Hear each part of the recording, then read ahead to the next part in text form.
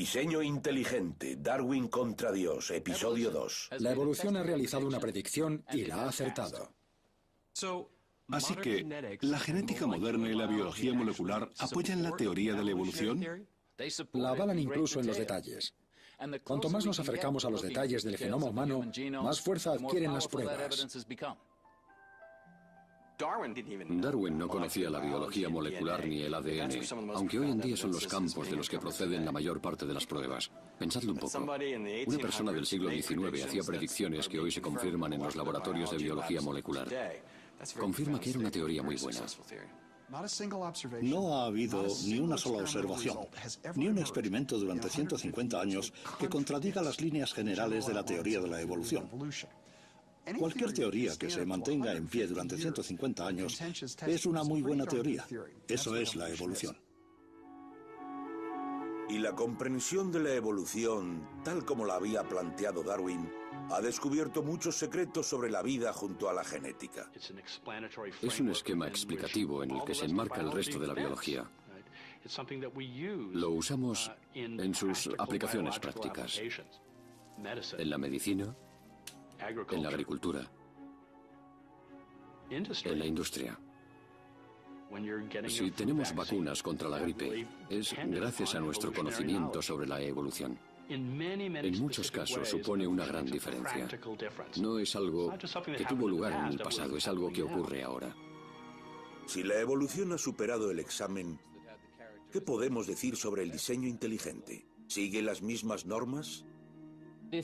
Si se alega que hay una causa no natural, una fuerza espiritual, no tendré manera de ponerlo a prueba. Entonces, ¿las causalidades sobrenaturales no se consideran parte de la ciencia? Sí. Pido disculpas al tribunal, pero soy fan de los Red Sox de Boston y no puedo resistirme.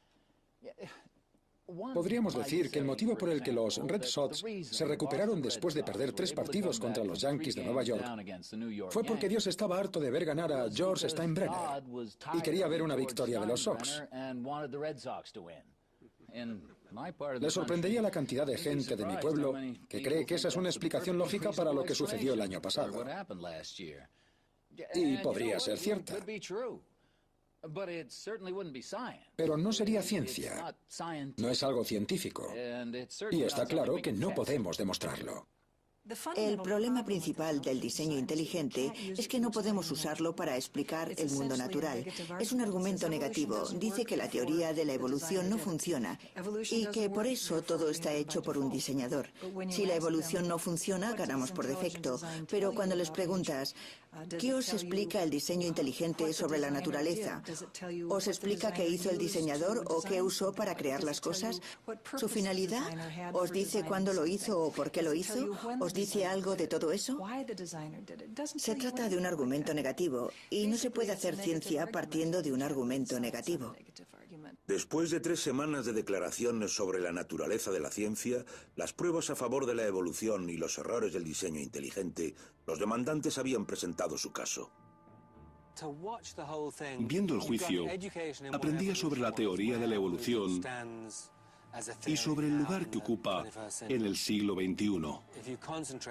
Si te concentrabas en el tema, te absorbía y pasaba el día entero y salías pensando, lo que me han contado es alucinante. Es gente muy elocuente y muy culta. Era estupendo.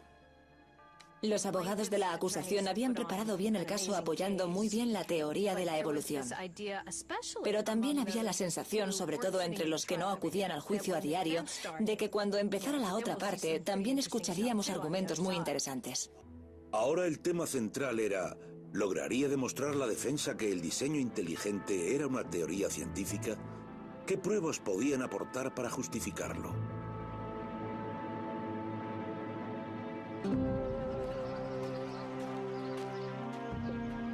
Mientras la batalla en el Tribunal Federal se intensificaba, el ambiente en Dover había pasado de ser hostil a ser peligroso. Tammy Kitzmiller, la principal demandante que tenía una hija en la clase de biología de bachillerato del Instituto de Dover, había empezado a recibir correos con amenazas al iniciarse el juicio. Una es bastante inquietante. Creo que esta era la que tenía un párrafo. La última frase dice: Madeleine Murray apareció muerta por haber eliminado la oración y la lectura de la Biblia en las escuelas. Así que cuidado con las balas. Me aseguré de que mis abogados tuvieran una copia y de que llegara a manos del FBI. Nos atacaban por todos lados. La gente de la comunidad nos amenazaba en los periódicos. Nuestros propios compañeros de profesión comentaban sobre lo que estábamos haciendo en Dover. Preguntaban por qué dejábamos que sucediera. La gente de la comunidad nos llamaba ateos, algo particularmente ofensivo para dos miembros del departamento porque somos hijos de pastores. No comprendía cómo los profesores se podían considerar cristianos, ir a la iglesia, hablar sobre Dios, hablar sobre Cristo y luego ir a la escuela 5 días a la semana para hablar sobre Darwin y enseñarlo como si fuera verdad.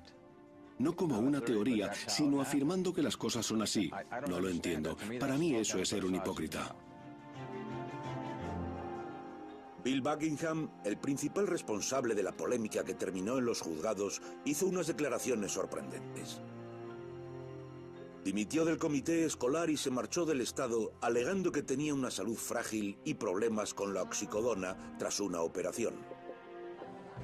Faltaban unos pocos meses para las elecciones del comité escolar y 8 de los 9 puestos esperaban al mejor candidato. El diseño inteligente se enfrentaba a una prueba tanto en las elecciones como en los juzgados. Brian Rinn, uno de los profesores de ciencias que ya había cambiado de escuela, se presentó. No podía trabajar para un comité que obligara a enseñar religión en clase de ciencias. Tengo hijos que van a la escuela en el distrito y ese no es el tipo de escuela que quiero para ellos.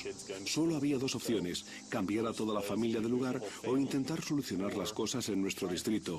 Optamos por intentar ponerle solución. Pero cuando se metió en campaña, se volvió a encontrar en la línea de fuego de la guerra de la evolución. El problema con el que me topaba cuando empecé a ir de casa en casa es que la gente me juzgaba automáticamente. Pensaban que tú eras distinto y que ellos eran buenos cristianos.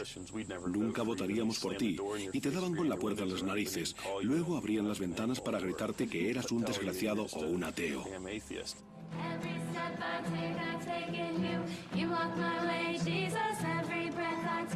Para los Rinn era muy doloroso. Los dos participan activamente en su iglesia y dirigen un curso de verano sobre la Biblia. Tenemos un vecino que fue elegido para el comité escolar y era partidario del diseño inteligente. Hacía campaña y criticaba a nuestra familia. Decía que éramos ateos y que si nos votaban, Dios no estaría contento con ellos.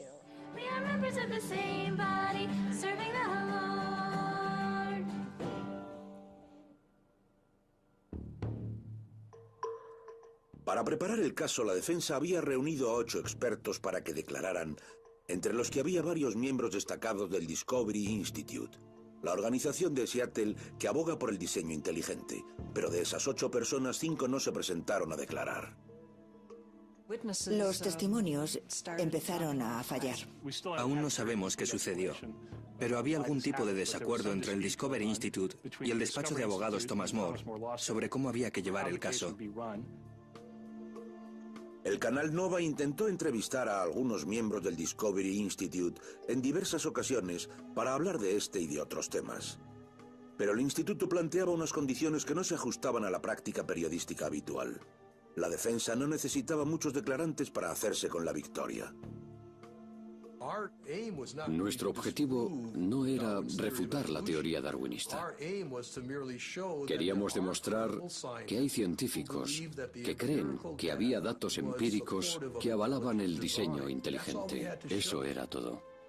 Pensábamos que si lograban argumentar que había bases científicas que avalaban el diseño inteligente, cabía la posibilidad de que el juzgado creyera que era una propuesta válida para la enseñanza.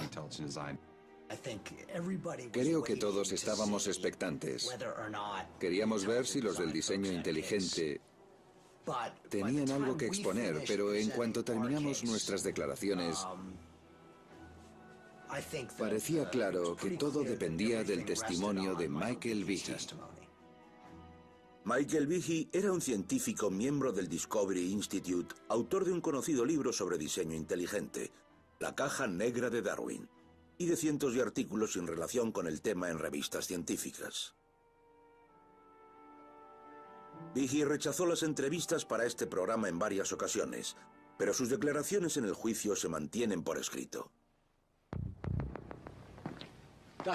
Doctor Behe, ¿cuál es su profesión? Soy profesor del Departamento de Ciencias Biológicas de la Universidad de Lehigh, en Belén, Pensilvania. ¿Es usted bioquímico? Sí, es así.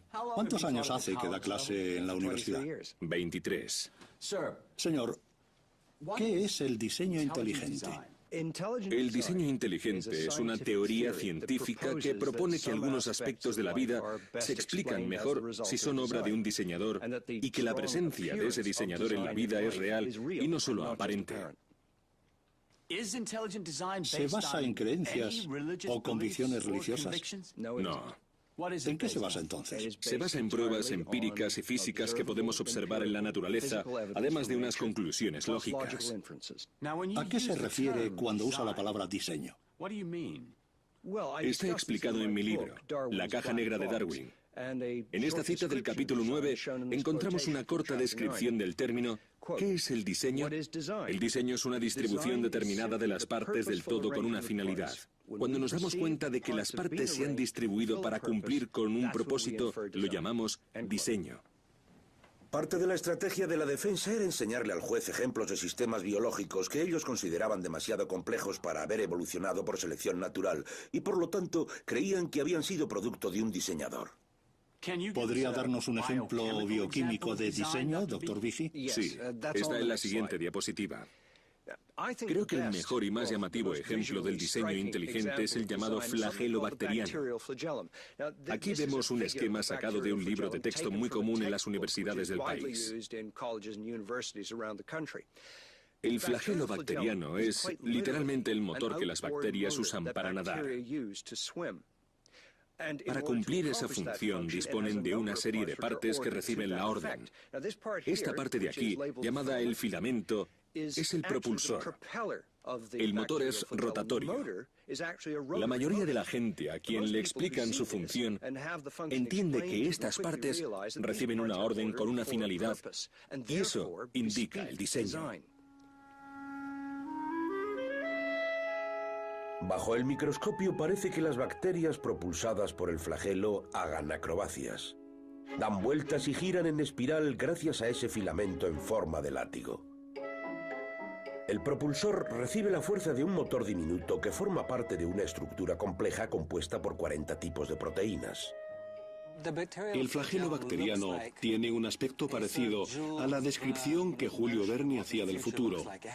Tiene una apariencia mecánica, con engranajes y colas que se mueven.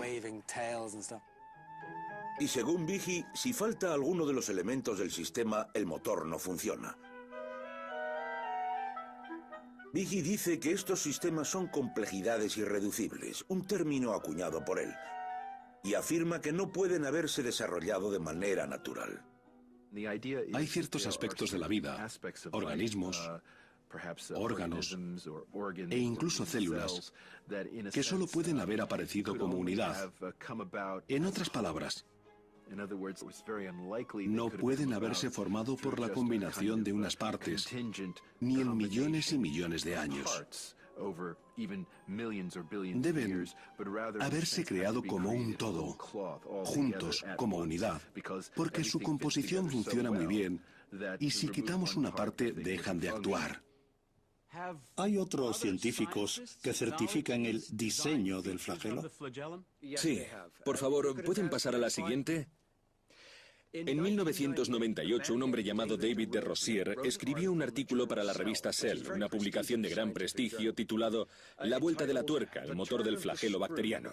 El autor es un profesor de biología de la Universidad de Brandeis en Massachusetts que ha dedicado la mayor parte de su carrera al motor del flagelo bacteriano. En el artículo afirma, cita textual, el flagelo parece un diseño humano, más que el de otros motores. El mismo de Rozier reconoce que la estructura del flagelo parece un diseño. Dije que esta maquinaria parece diseñada por un humano, pero eso no quiere decir que estuviera diseñado, que fuera un producto del diseño inteligente. De hecho, tiene unos rasgos que nos hacen pensar que es producto de la evolución. Con un microscopio electrónico, de Rosier consigue unas imágenes tan espectrales como estas, que nos muestran las entrañas de lo que ha sido denominado como el motor más eficiente del mundo. Este es el eje impulsor, el que transmite la fuerza de torsión generada por el motor.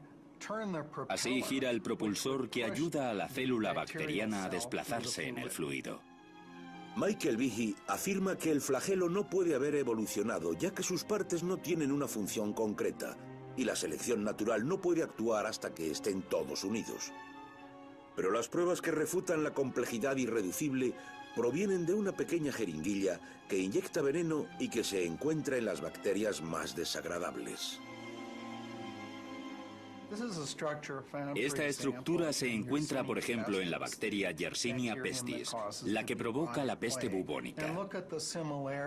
Observad las similitudes. Esta estructura no rota, pero tiene que estirar esta parte, equivalente a la varilla que actúa como eje del motor. Debe alargarla porque necesita este canal, una especie de jeringuilla. Así, los factores virulentos producidos en su interior, en este punto, pueden ser exportados y empujados hasta el agujero para sacarlos a través de esta especie de aguja larga hasta alcanzar una célula de vuestro cuerpo o del mío para crear el caos. Y parece que las dos estructuras guardan similitudes por una razón. La jeringa de la derecha está compuesta por un subconjunto del mismo tipo de proteínas que encontramos en la base del flagelo de la izquierda. Aunque a la jeringuilla le faltan las proteínas que encontramos en el motor, motivo por el que no rota, es perfectamente eficiente para transmitir enfermedades. Si pensamos en el significado de complejidad irreducible, nos damos cuenta de que sugiere que si quitamos alguna de estas proteínas, la estructura no funciona. Aquí vemos a una a la que le faltan varias de las proteínas que vemos en la otra, pero sigue funcionando. Es un orgánulo competente, absolutamente viable. La conclusión es que esta estructura no es de una complejidad irreducible. Para recalcar el argumento de Rosier, Miller llegó al juzgado e hizo una declaración insólita. Para ejemplificar el significado de complejidad irreducible, los defensores del diseño inteligente suelen referirse a un elemento de la vida cotidiana, la ratonera. Esta tiene 5 partes: la base, el fiador, el muelle, el martillo que hace el trabajo sucio y el portacebo. Si falta alguna de las partes, la ratonera no funciona. Pero recordemos la noción básica de la complejidad irreducible, que la estructura no sirve para nada si las partes no están en su lugar. Eso no es cierto. Os pondré un ejemplo. Aquí tenemos una ratonera a la que le hemos quitado 2 de las 5 partes. Sigo teniendo la base, el muelle y el martillo. No podemos cazar ratones con ella. No es una ratonera útil. Pero parece que, aunque le faltan partes, sirve como aguja de corbata, aunque sea poco adecuada y elegante. Cuando observamos los típicos ejemplos de la complejidad irreducible, como el flagelo bacteriano, que sería el ejemplo perfecto, nos topamos con el equivalente molecular de mi aguja de corbata. Vemos que faltan partes de la maquinaria, 2, 3, 4, 20, pero siguen cumpliendo con un cometido que puede ser determinado por la evolución. Ahí es donde falla el argumento.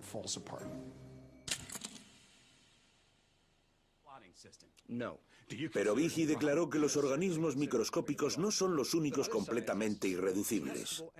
Dijo que la evolución no explica cómo nuestra red de órganos y células nos defiende de las enfermedades. La teoría de la evolución y, en concreto, la selección natural ha explicado la existencia de aparatos de defensa como el sistema inmune. No.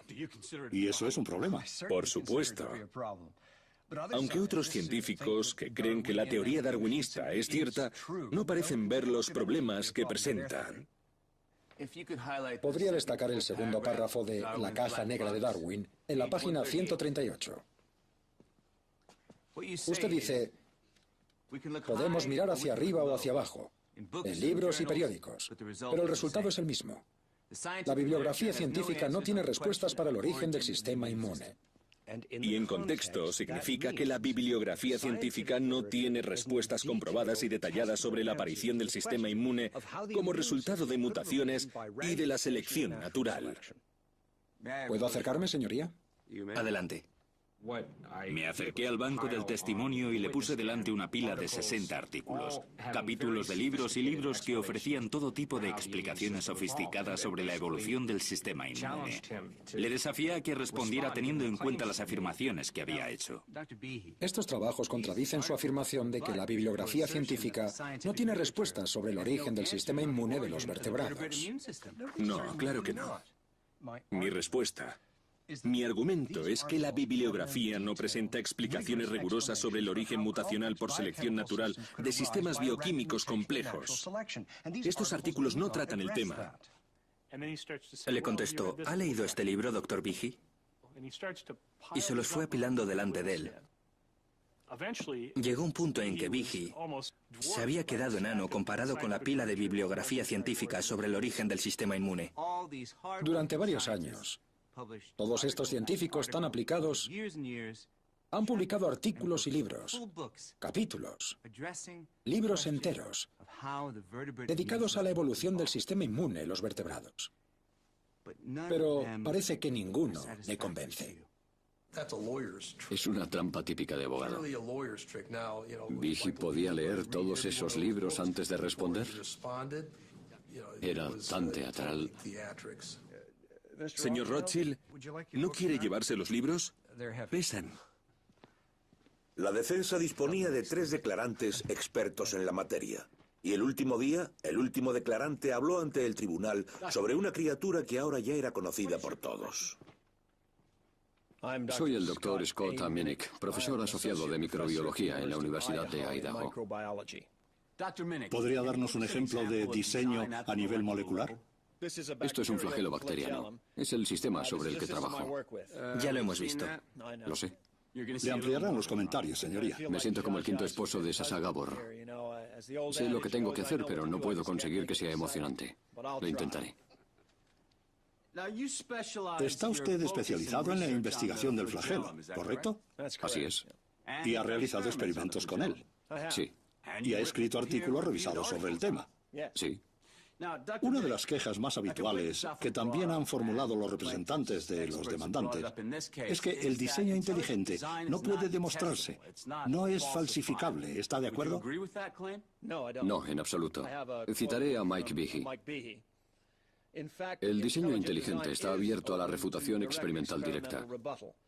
Para falsificar estas afirmaciones, los científicos pueden meterse en el laboratorio, colocar las bacterias sin flagelo bajo presión selectiva para comprobar la movilidad, por ejemplo, y dejar pasar 10.000 generaciones. Luego deben comprobar si se ha creado un flagelo u otro sistema igual de complejo. Si eso sucediera, todas mis afirmaciones quedarían refutadas. ¿Es un experimento que usted llevaría a cabo? Lo he pensado y me siento tentado. No creo que funcionase, pero eso es por mis prejuicios.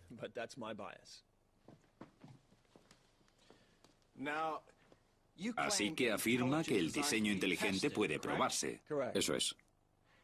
El diseño inteligente, según usted, no se ha comprobado porque ni usted ni el señor Behe han llevado a cabo el experimento que sugieren podría confirmarlo. Dele la vuelta y mírelo desde la perspectiva de los rasgos evolutivos. ¿Se han comprobado? ¿Entiende lo que le digo, Steve? Quiero decir que es un problema presente en los dos bandos. Mientras los bandos seguían la batalla en los juzgados, el choque entre el diseño inteligente y la evolución causaba estragos en Dover. Lori Livo, reportera del periódico local, estuvo presente en todas las jornadas de las declaraciones, y el conflicto empezó a separarla de su padre. Creía que Dios tenía que estar presente en la clase de ciencias. No creía en la ciencia. Estaba preocupado por mí, porque creía en la evolución. Llegó a decirme, ¿crees que venimos de los monos? En ese momento yo estaba muy quemada por el juicio No tuve la paciencia que debería haber tenido. Y le contesté, sí, creo en la evolución, papá. Nos peleábamos todas las mañanas. Si crees en el cielo y el infierno y en que debes salvarte, no te importa nada más. Ni la primera enmienda, ni la ciencia, ni el debate racional. Todo lo que te interesa es que te volverás a reunir con tus seres queridos. Enseñar el concepto tradicional de la evolución darwiniana, de que el hombre desciende de formas de vida inferiores, es recibir una bofetada para mí. Quita toda la dignidad de la vida humana. Lo que le da la dignidad al hombre es saber que estamos hechos a imagen y semejanza de Dios. Él es el creador y creó el mundo con unas intenciones, valiéndose del diseño. Me preocupa que el sistema educativo adoctrine a nuestros chicos para que tengan un concepto distinto sobre la humanidad. Nunca he escondido que soy católico romano. Una larga tradición de estudios de la Iglesia Católica afirma que la verdad es única y que la ciencia y la religión deberían vivir en armonía. Pero eso no convierte la fe en una propuesta científica. Creo, como muchos creyentes, que tanto la fe como la razón son regalos de Dios y que si Dios existe, la fe y la razón deberían complementarse en lugar de mantener un conflicto.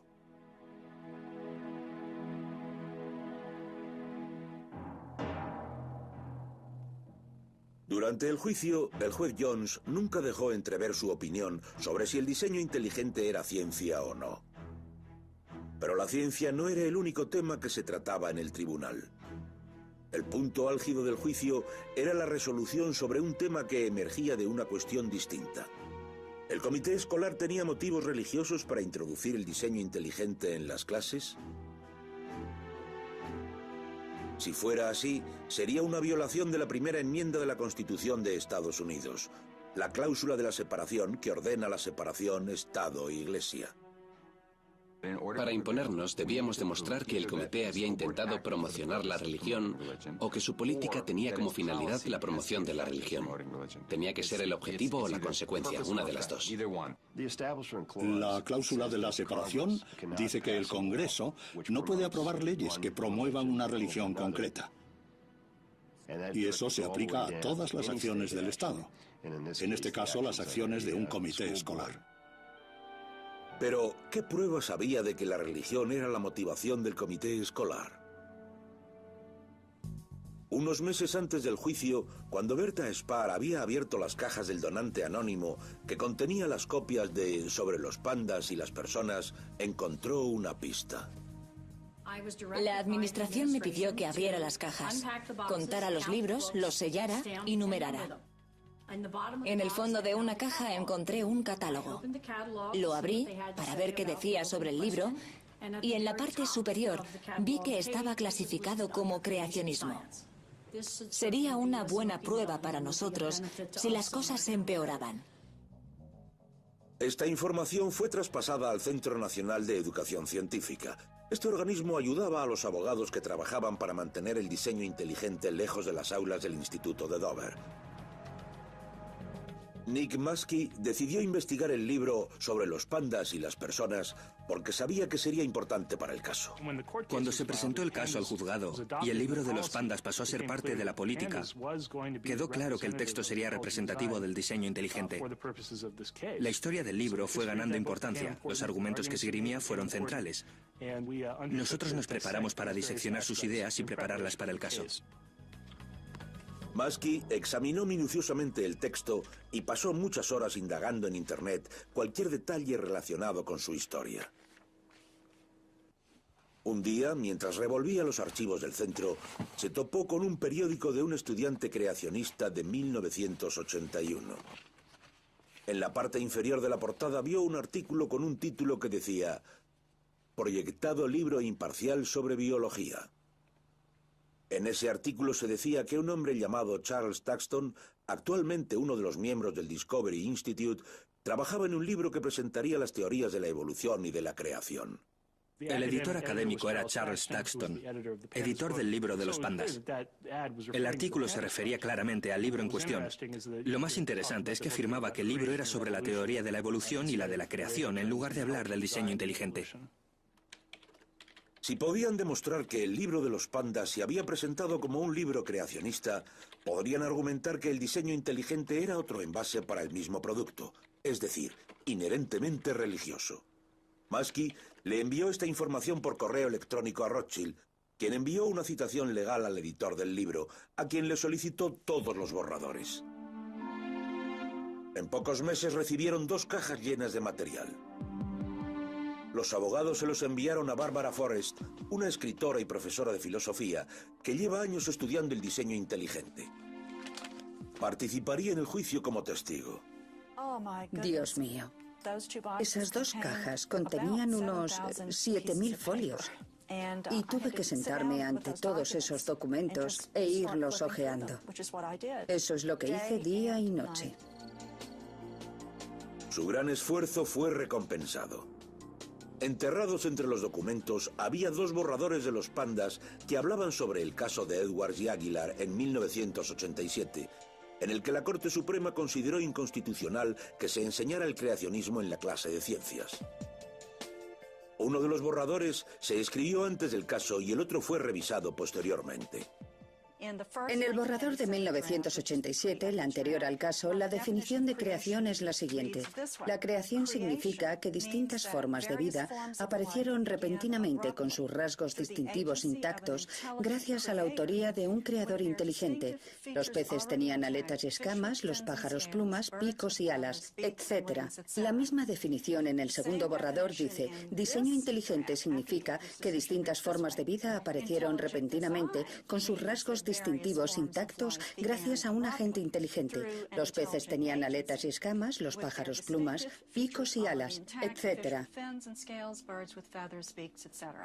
Es la misma definición. En la primera aparecen términos propios del creacionismo y en la segunda son términos del diseño inteligente. Todos decían que el diseño inteligente era una nueva etiqueta para el creacionismo, pero no habríamos soñado en encontrarlo por escrito para poder presentarlo como prueba en un juicio. Y se convirtió en la mejor prueba de la que disponíamos en el juicio. El testimonio de Barbara Forrest representaría un argumento definitivo que justificaba que el comité estaba mezclando la religión en la clase de ciencias. Y al comparar las versiones de Sobre los pandas y las personas, se dio cuenta de que los autores habían hecho las revisiones a toda prisa. Al corregir el manuscrito, no cambiaron todas las palabras completamente. He encontrado la palabra creacionistas. Y en lugar de sustituir toda la palabra, hicieron algo así. El resultado es defensores del diseño, con la C delante y el final istas de la palabra creacionistas. Así que el término de la transición quedó como defensoristas del C-diseño. Ahora todos lo llaman el eslabón perdido entre el creacionismo y el diseño inteligente. Tenemos el fósil transicional de la evolución de esa palabra. En su declaración, Barbara Forrest no se centró exclusivamente en el linaje creacionista de los pandas. Citó una entrevista en una revista cristiana, dejando que uno de los líderes del diseño inteligente, Paul Nelson, hablara por sí mismo. La pregunta era: ¿el diseño inteligente es solo una crítica de la teoría de la evolución o tiene más que ofrecer? ¿Brinda las respuestas que la humanidad necesita? Y esta es la respuesta, cito: sin duda, el reto más grande al que se enfrenta la comunidad científica es desarrollar una teoría completa sobre el diseño biológico. Ahora mismo no disponemos de esa teoría y eso es un problema. Sin una teoría es muy difícil saber cómo hay que dirigir la atención en una investigación. Tenemos gran cantidad de intuiciones y varias nociones como la de complejidad irreducible, pero de momento no hay una teoría general del diseño biológico. Termina la cita. La prueba que aportó en el juicio ponía al descubierto la hipocresía del movimiento del diseño inteligente De manera indiscutible. Usó su propio lenguaje, cosas que ellos habían dicho y hecho, para demostrar que ellos mismos sabían que eso no era ciencia. A Michael Behe le preguntaron cómo definiría ciencia. Doctor Behe, según su definición, el diseño inteligente es una teoría científica. ¿No es cierto?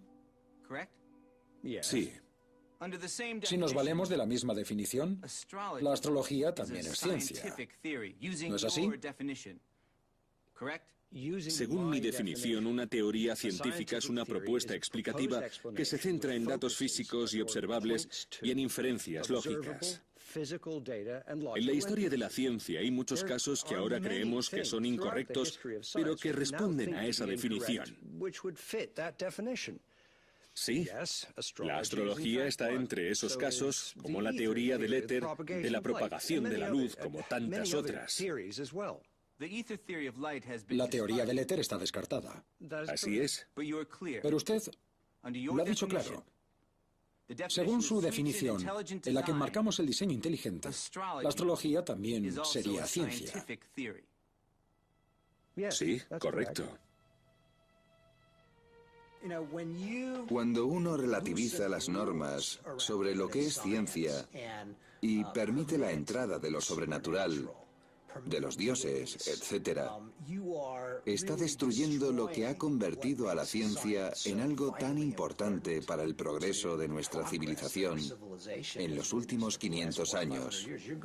Nos quedamos en la época anterior a la revolución científica. Es aterrador. Con la revolución científica, el trabajo de Galileo, Newton y otros hizo desaparecer varias explicaciones sobrenaturales. Pero algunos creen que lo sobrenatural aún conserva un espacio. En los inicios de la genética apareció la idea del factor hereditario responsable de nuestros rasgos, pero no se había identificado cuál era ese factor. Eso también era sobrenatural en un principio. No podemos decir que lo sobrenatural no forma parte de la ciencia. Siempre ha estado presente y en varias ocasiones ha llevado a conclusiones muy valiosas. Parece que los evolucionistas hayan querido ignorar una parte muy importante de la historia. Pero Barbara Forrest declaró que las intenciones del diseño inteligente no son puramente científicas y estaban explicadas en un documento secreto del Discovery Institute que apareció en Internet. Sus objetivos quedan claros en el documento La Cuña. Es un documento que contiene una estrategia delineada por ellos hace 9 años más o menos, en 1998. Pretenden eliminar todos los efectos de la evolución en la sociedad porque creen que son negativos. En este documento se dice que hay que cambiar completamente la cultura de Estados Unidos y devolverla a lo que ellos creen que son las verdaderas bases religiosas. Quieren que todos los aspectos de la vida estén regulados por su religión, algo que queda muy claro en el documento. Según el documento de La Cuña, Darwin no retrató a los humanos como seres morales y espirituales, sino como animales, lo que llevó a la gente a abandonar su comportamiento moral objetivo. El documento establece unos puntos muy ambiciosos para derrocar este legado. Creer que el diseño inteligente es la perspectiva dominante en la ciencia y que el diseño inteligente permee nuestra vida religiosa, cultural, moral y política.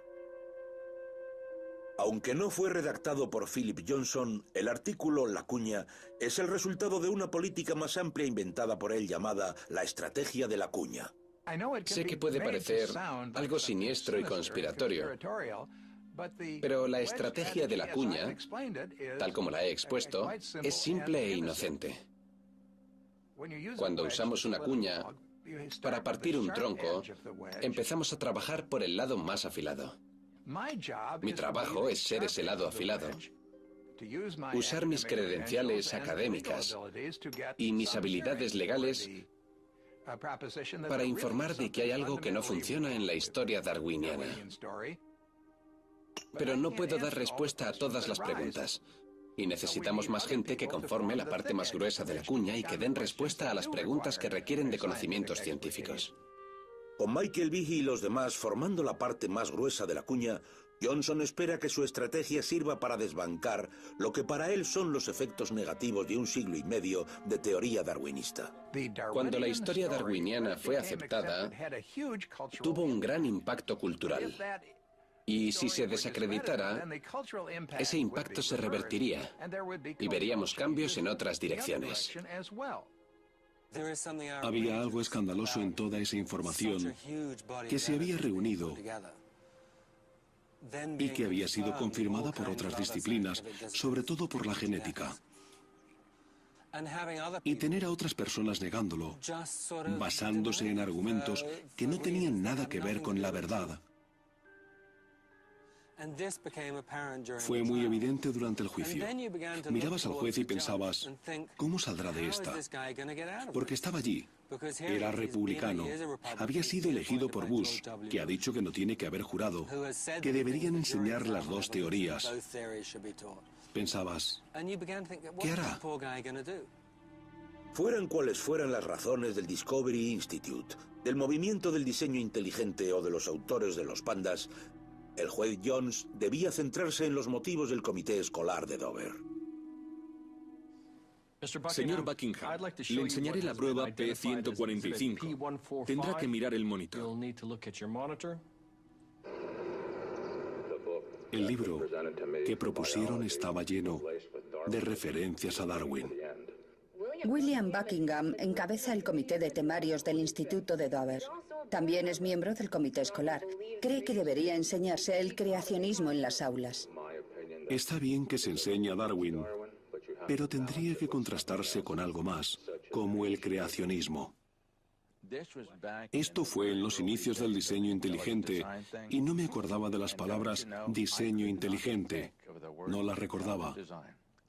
La cámara ya estaba grabando y dije creacionismo.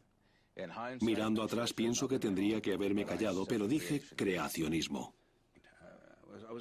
Era como un ciervo ante las luces de un coche. Me equivoqué de palabras. Es un simple error humano.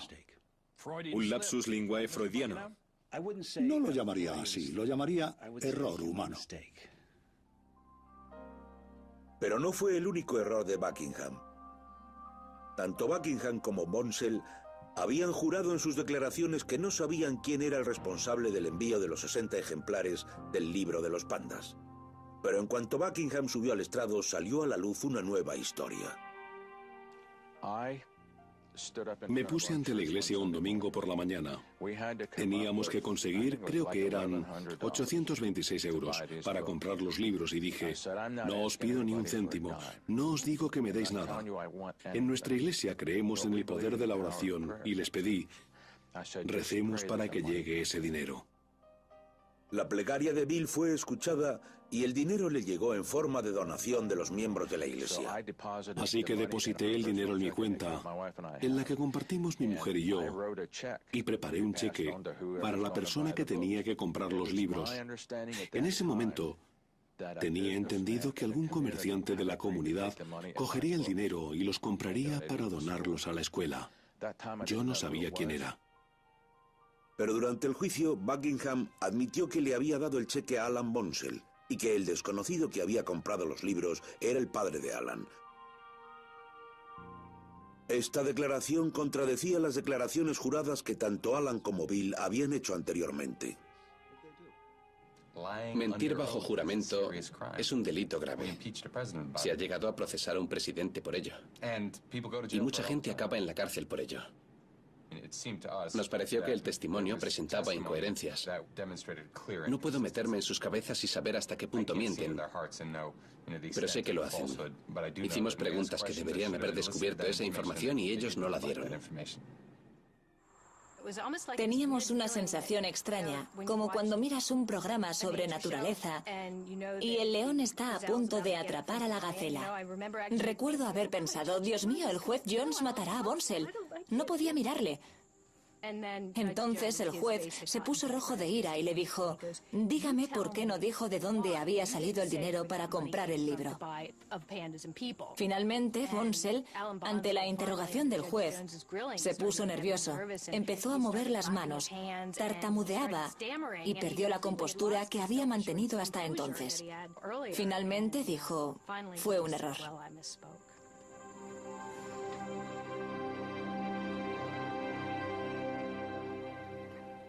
Nunca hubiera imaginado que acabaría en el Tribunal Federal cuando estaba en el comité escolar, o que tendría problemas con el distrito escolar por algo así. Por una declaración de 1 minuto. Una declaración. No les pedíamos a los profesores que se convirtieran en sacerdotes, ni en pastores protestantes, ni nada por el estilo. Solo queríamos que los niños supieran que existe esa teoría, que pudieran investigar y encontrar respuestas por sí mismos. El juicio concluía con los últimos alegatos tras 6 semanas.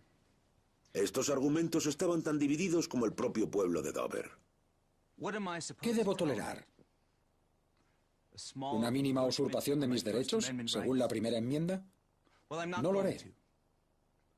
Creo que lo que estas personas han hecho queda claro y me parece insultante.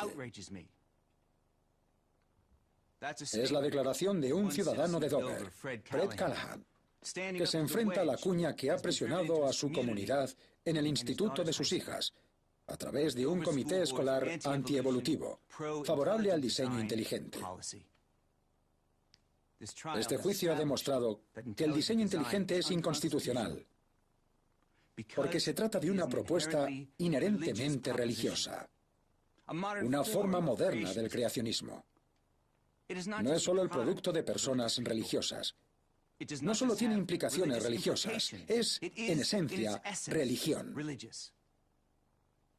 El juego de las mentiras debe terminar.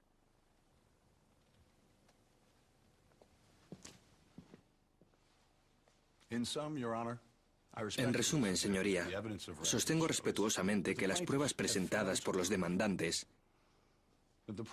no demuestran que el objetivo principal o la consecuencia principal de leer una declaración de 4 párrafos para informar a los estudiantes sobre el diseño inteligente como explicación alternativa a la propuesta de Darwin sobre el origen de la vida,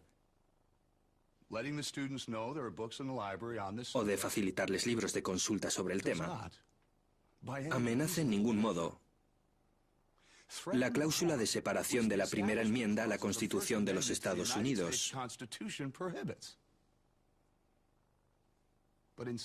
Bien al contrario, las pruebas confirman que la política de la defensa tiene como objetivo avanzar en la teoría científica,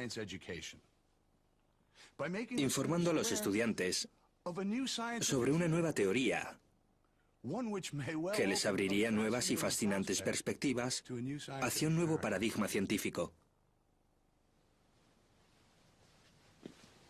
El juez Jones dijo que pronto daría un veredicto.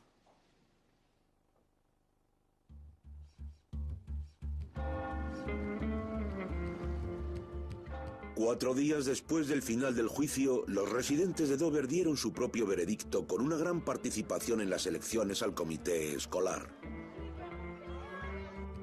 Los habitantes decidieron hacer limpieza por un margen muy estrecho. Los 8 puestos fueron destinados a candidatos contrarios al diseño inteligente, entre ellos el demandante y exprofesor de ciencias, Brian Ring. Entre los candidatos que obtuvieron menos votos encontramos a Alan Bonsell. El juez seguía deliberando, pero las elecciones del comité de Dover se convirtieron en noticia en todo el país y llegaron a provocar la ira de Pat Robinson, un evangelista televisivo. Quiero avisar a los ciudadanos de Dover. Si hay una catástrofe en su zona, no acudan a Dios. Acaban de echarlo de la ciudad. Aunque Robertson ya había emitido su juicio, tanto Dover como el país entero tendrían que esperar un mes más para conocer el veredicto del juez.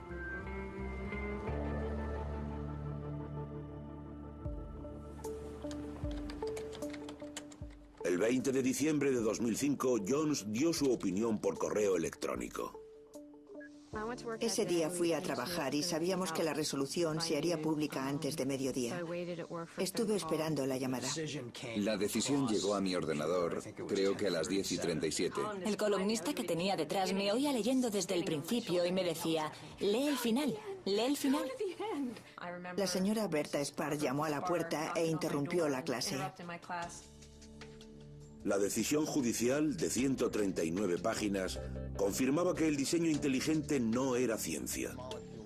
El juez Jones declaró que era inconstitucional enseñar diseño inteligente en las aulas porque se introducía por motivos religiosos.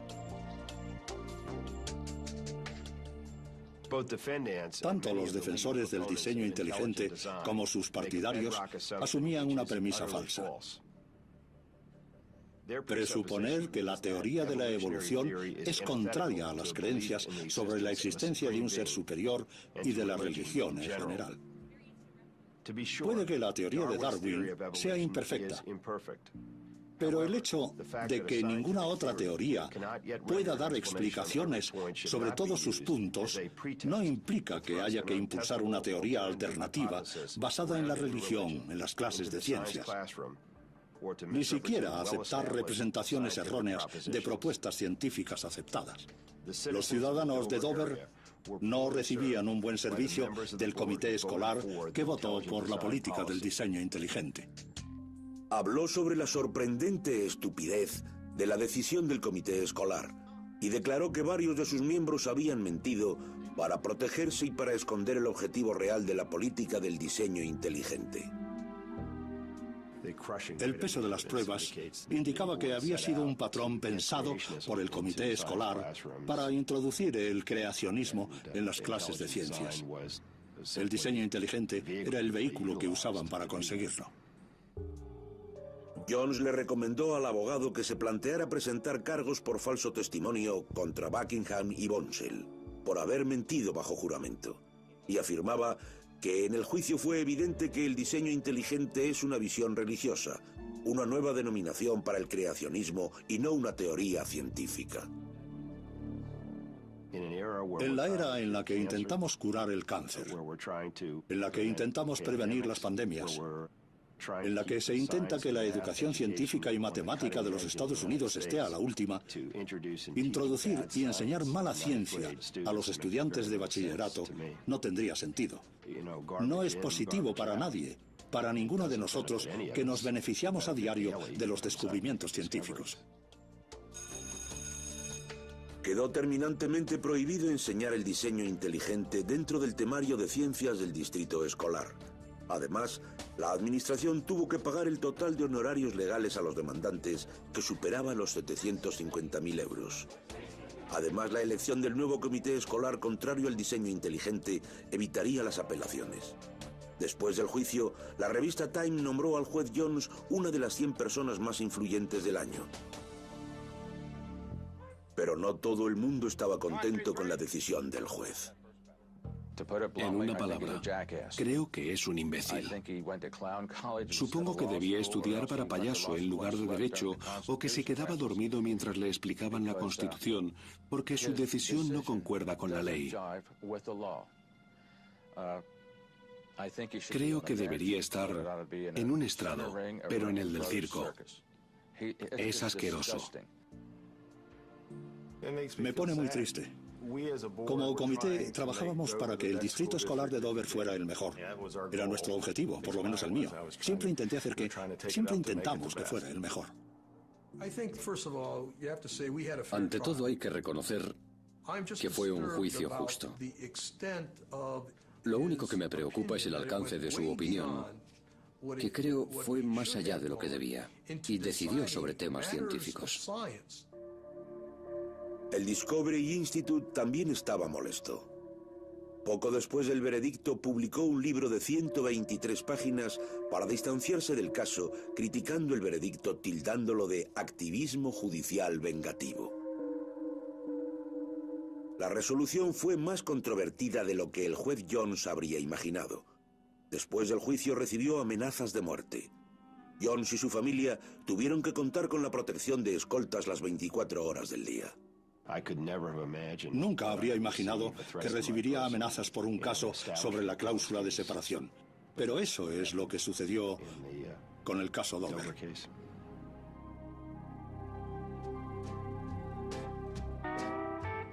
Para Lori Livo, la periodista del periódico local, el veredicto fue agridulce. Su padre murió 9 días después de que el juez anunciara la resolución.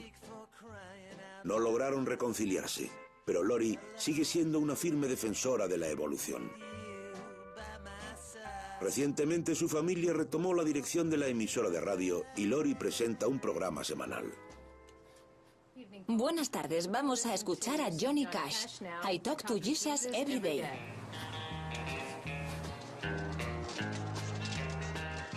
Al final, hay algo sobre lo que casi todos están de acuerdo. El tema no está cerrado. Hemos aprendido que los que se oponen a la teoría de la evolución son fuertes y tenaces, y siguen ahí. Hubo un momento en el que pensé que durante mi vida vería un gran avance en el tema, un cambio en la comunidad científica. Ahora tengo una actitud realista por el contraataque que hemos recibido. Y creo que será un proceso mucho más largo. Creo que la historia nos demuestra que hay un gran desacuerdo en Estados Unidos en cuanto al tema de la evolución. Mi decisión no le puso un punto y final y me temo que seguirá vigente durante varias generaciones.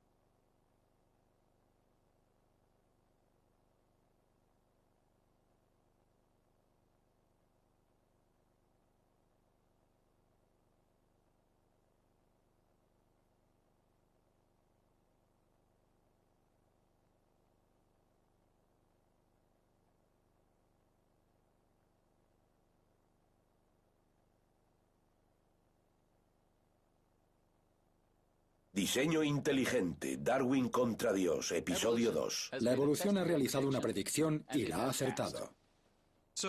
Así que, ¿la genética moderna y la biología molecular apoyan la teoría de la evolución? La avalan incluso en los detalles. Cuanto más nos acercamos a los detalles del genoma humano, más fuerza adquieren las pruebas. Darwin no conocía la biología molecular ni el ADN, aunque hoy en día son los campos de los que proceden la mayor parte de las pruebas. Pensadlo un poco. Una persona del siglo XIX hacía predicciones que hoy se confirman en los laboratorios de biología molecular. Confirma que era una teoría muy buena. No ha habido ni una sola observación, ni un experimento durante 150 años que contradiga las líneas generales de la teoría de la evolución. Cualquier teoría que se mantenga en pie durante 150 años es una muy buena teoría. Eso es la evolución. La comunidad nos llamaba ateos, algo particularmente ofensivo para 2 miembros del departamento porque somos hijos de pastores. No comprendía cómo los profesores se podían considerar cristianos, ir a la iglesia, hablar sobre Dios, hablar sobre Cristo y luego ir a la escuela 5 días a la semana para hablar sobre Darwin y enseñarlo como si fuera verdad. No como una teoría, sino afirmando que las cosas son así. No lo entiendo. Para mí eso es ser un hipócrita. Bill Buckingham, el principal responsable de la polémica que terminó en los juzgados, hizo unas declaraciones sorprendentes. Dimitió del comité escolar y se marchó del estado alegando que tenía una salud frágil y problemas con la oxicodona tras una operación. Faltaban unos pocos meses para las elecciones del comité escolar y 8 de los 9 puestos esperaban al mejor candidato. El diseño inteligente se enfrentaba a una prueba tanto en las elecciones como en los juzgados. Brian Rim, uno de los profesores de ciencias que ya había cambiado de escuela, se presentó. No podía trabajar para un comité que obligara a enseñar religión en clase de ciencias. Tengo hijos que van a la escuela en el distrito y ese no es el tipo de escuela que quiero para ellos. Solo había 2 opciones, cambiar a toda la familia del lugar o intentar solucionar las cosas en nuestro distrito. Optamos por intentar ponerle solución. ¿Cree que esa es una explicación lógica para lo que sucedió el año pasado? Y podría ser cierta.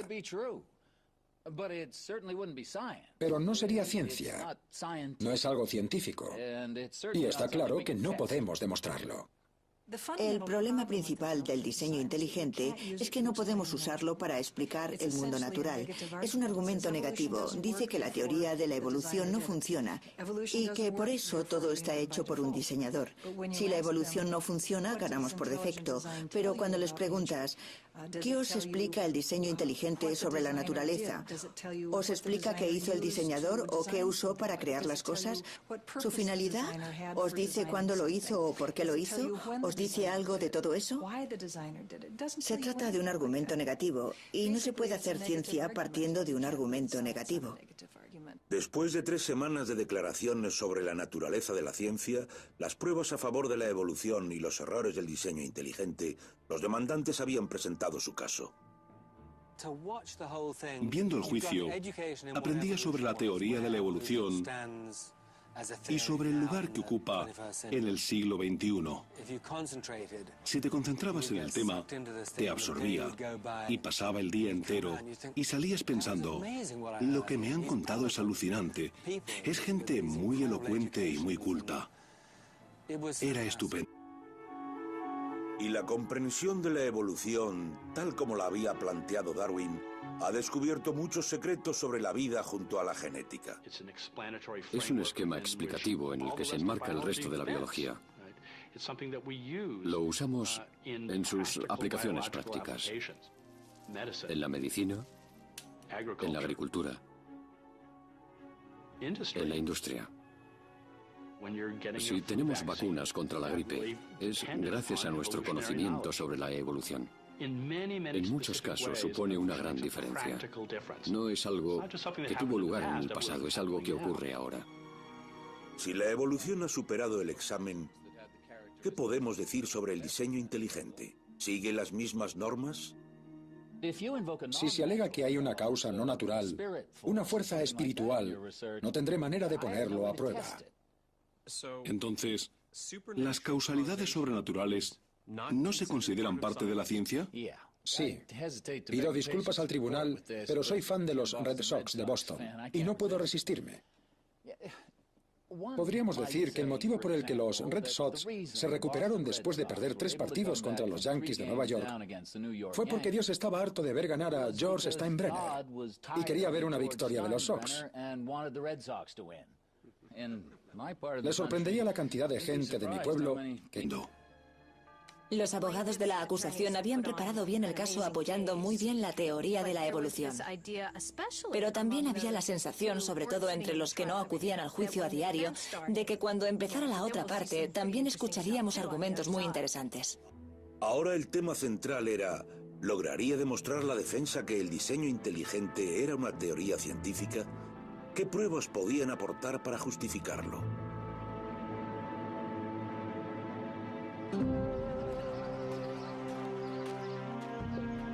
Mientras la batalla en el Tribunal Federal se intensificaba, el ambiente en Dover había pasado de ser hostil a ser peligroso. Tammy Kitzmiller, la principal demandante que tenía una hija en la clase de biología de bachillerato del Instituto de Dover, había empezado a recibir correos con amenazas al iniciarse el juicio. Una es bastante inquietante. Creo que esta era la que tenía un párrafo. La última frase dice: Madeleine Murray apareció muerta por haber eliminado la oración y la lectura de la Biblia en las escuelas.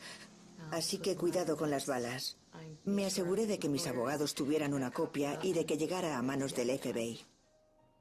Nos atacaban por todos lados. La gente de la comunidad nos amenazaba en los periódicos.